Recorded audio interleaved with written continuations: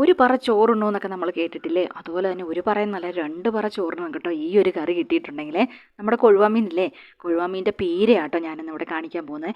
വളരെ സിമ്പിളാണ് കേട്ടോ. 10-15 മിനിറ്റ് ഉണ്ടെങ്കിൽ നമുക്ക് ഒരു പറ ചോറുണ്ണാനുള്ള കറിയാക്കി എടുക്കാം കേട്ടോ ഇതേ. അതുപോലെ തന്നെ വളരെ ടേസ്റ്റും ഉള്ളതാണ് കേട്ടോ. അപ്പം നമുക്ക് വീഡിയോയിലേക്ക് പോകാം. എന്തൊക്കെയാണ് ഇതിന് വേണ്ടതെന്നേ. അപ്പം നമുക്ക് വേണ്ടത് കുറച്ച് ഞാൻ നത്തോലി മീൻ എടുത്തിട്ടുണ്ട്. ചില സ്ഥലത്ത് കൊഴുവാന്ന് പറയും കേട്ടോ.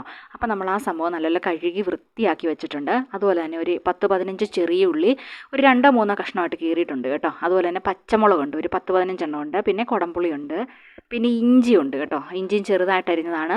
അതുപോലെ നമ്മൾ വെളുത്തുള്ളിയും ചെറുതായിട്ട് അരിയണം കേട്ടോ. അതിനുശേഷം നമ്മൾ എടുക്കുന്നതാണ് കറിവേപ്പില. കറിവേപ്പില ഒരു പിടുത്തം വേണം കേട്ടോ. അതിനുശേഷം തേങ്ങായും മഞ്ഞളും പച്ചമുളകും കൂടെ കൂടി ഒതുക്കിയെടുക്കണം കേട്ടോ. ജസ്റ്റ് ഒരു കറക്കവേ. അപ്പോൾ നമ്മൾ ഇങ്ങനെ ഒരു ചെറിയ ചട്ടിക്കകത്ത് വേണം കേട്ടോ അത് വെക്കാൻ വേണ്ടിയേ. അപ്പോൾ നമുക്ക് ഓരോരോ ഇൻഗ്രീഡിയൻസ് അങ്ങോട്ട് ഇട്ട് കൊടുക്കാം. അപ്പോൾ നമ്മൾ ചെറിയ ഉള്ളി ഒരു 10-15 ചെറിയ ഉള്ളി 4ആയിട്ട് കീറിയതാട്ടോ നമ്മൾ ഇട്ട് കൊടുക്കുന്നത്. അതിനുശേഷം നമ്മുടെ പച്ചമുളക് കേട്ടോ. പച്ചമുളകിന് നല്ല എരിവ് വേണം, നല്ല പുളിയും അതുപോലെ തന്നെ എന്താ പറയുക നല്ല എരിവും കൂടെ ഉണ്ടെങ്കിലാട്ടോ ഈ ഒരു മീനിൻ്റെ ടേസ്റ്റ് അറിയാൻ പറ്റത്തുള്ളൂ. അതിനുശേഷം നമ്മൾ ഇഞ്ചി ഇട്ട് കൊടുക്കാം കേട്ടോ. അതുകൊണ്ടാണ് ഞാൻ തേങ്ങായ്ക്കകത്തും മുളകിട്ട് അരച്ചേക്കുന്നത് കേട്ടോ. അതിനുശേഷം നമ്മൾ വെളുത്തുള്ളി ഇട്ട് കൊടുക്കാം കേട്ടോ. വെളുത്തുള്ളി നല്ല ചെറുതായിട്ട് ഇതെല്ലാം കൂടെ വെന്ത് ആ മീനിനകത്തും പിടിക്കണം.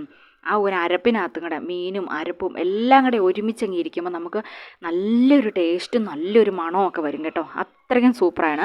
അപ്പോൾ നമ്മൾ കറിവേപ്പിലയും കൂടെ അതിനകത്തേക്ക് നമ്മൾ ഇട്ട് കൊടുക്കുക കേട്ടോ. ഒരു പിടുത്തം കറിവേപ്പിലയാട്ടോ ഇട്ട് കൊടുക്കുന്നത്. അപ്പോൾ നമ്മളിതെല്ലാം റെഡിയാക്കി വെച്ച് കേട്ടതുകൊണ്ട് ഇങ്ങനെ അങ്ങ് നമ്മൾ ചട്ടിക്കകത്തേക്ക് വെക്കും. ഇനി എല്ലാം കൂടെ നമുക്ക് ഇട്ട് കൊടുക്കാം കേട്ടോ. നമ്മുടെ നത്തോലി മീൻ ഇട്ട് കൊടുക്കാം കേട്ടോ. ഇത് ഫ്രിഡ്ജിനകത്ത് വെച്ചേക്കുന്നതുകൊണ്ടാട്ടോ ആ ഒരു ഇതായിട്ടിരിക്കുന്നത്, ഐസായിട്ടിരിക്കുന്നതുകൊണ്ടായിരുന്നു കേട്ടോ. അപ്പോൾ നമ്മൾ നത്തോലി മീൻ ഇട്ട് കൊടുക്കാം. നത്തോലി അല്ല കൊഴുവ.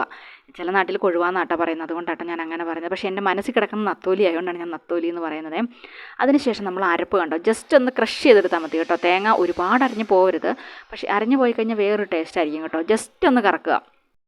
ചിലർക്ക് ഈ അരപ്പിനകത്തേക്ക് ഏറെ വെള്ളം ഒഴിക്കുന്ന ഇഷ്ടമുള്ളവരുണ്ട് കേട്ടോ. അപ്പം ഇവിടെ വെള്ളം ആവശ്യത്തിന് ഇഷ്ടമുള്ളതായതുകൊണ്ട് ഞാൻ ഇച്ചിരി വെള്ളം ഒഴിച്ച് കൊടുക്കുന്നുണ്ട് കേട്ടോ. അതിനുശേഷം നമ്മൾ ഉപ്പുന്നുണ്ട് കേട്ടോ. ഇവിടെ എല്ലാവർക്കും അതിൻ്റെ ചാറ് ഇഷ്ടമാണ്. പക്ഷേ ഈ മൺചട്ടിക്കകത്ത് വെക്കുന്നതിൻ്റെ പ്രത്യേകത എന്ന് പറഞ്ഞാൽ നമ്മൾ എന്തോരം ചാറുണ്ടെങ്കിലും വാങ്ങി വെച്ചിട്ടുണ്ടെങ്കിൽ ലാസ്റ്റ് വരുമ്പോഴത്തേക്കും ഈ ചാറങ്ങ് പറ്റി പോകും കേട്ടോ. അതാണ് അന്നേരം നല്ല സൂപ്പറായിട്ട് ഇരിക്കുവേ. പിന്നെ നമ്മുടെ കുടംപുളി വെക്കുമ്പോഴുണ്ടല്ലോ, ഞാൻ പറഞ്ഞല്ലോ കീറിയ എടുക്കേണ്ടതെന്ന്, അത് ഓരോ സ്ഥലത്ത് ഇങ്ങനെ കുഴിച്ചിട്ട് കൊടുക്കണം കേട്ടോ. കാരണം എല്ലാ വശത്തേക്കും പുളി ഇറങ്ങണ്ടേ. നമ്മൾ ഒരു പുളിയെ ഇട്ടിട്ടുള്ളെങ്കിൽ അധികം വെള്ളം ഒഴിക്കുന്നില്ലാത്തത് കൊണ്ട് ചിലപ്പോൾ എല്ലായിടത്തേക്കും പുളി എത്തിയെന്ന് വരില്ല. അപ്പം ചെറുതായിട്ട് കീറിയത് നമുക്കങ്ങോട്ട് പൊത്തി കൂട്ടി അങ്ങോട്ട് വെച്ച് കൊടുക്കാം കേട്ടോ. അതിന് കൂട്ടി വെച്ചതോടുകൂടി പരിപാടി അങ്ങ് തീർന്നു കേട്ടോ. ഇനി നമുക്ക് അടുപ്പ് കത്തിച്ച് അടുപ്പിലങ്ങ് കയറ്റിയാൽ മതി കേട്ടോ. അടുപ്പിൽ കയറ്റി കഴിഞ്ഞിട്ടുണ്ടെങ്കിൽ ജസ്റ്റ് ഒരു 2 മിനിറ്റ് നല്ലപോലെ തീ വേണം.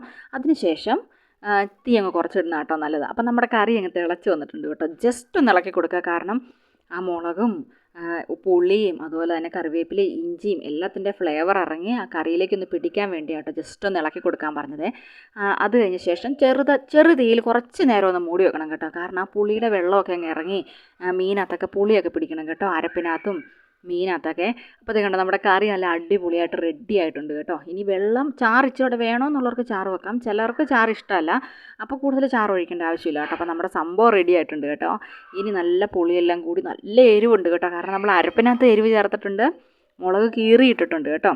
ഇനി നമുക്ക് നല്ല ചോറിൻ്റെ കൂട്ടത്തിലോ അതുപോലെ തന്നെ നമുക്ക് നല്ല ചൂട് കപ്പയുടെ കൂട്ടത്തിലോ അല്ലെങ്കിൽ നല്ല ഉണക്ക കപ്പയുടെ കൂട്ടത്തിലോ ഒക്കെ നല്ല അടിപൊളിയായിട്ട് കൂട്ടാം കേട്ടോ. അപ്പോൾ ഇത്രയേ ഉള്ളൂ. Tata bye bye, see U.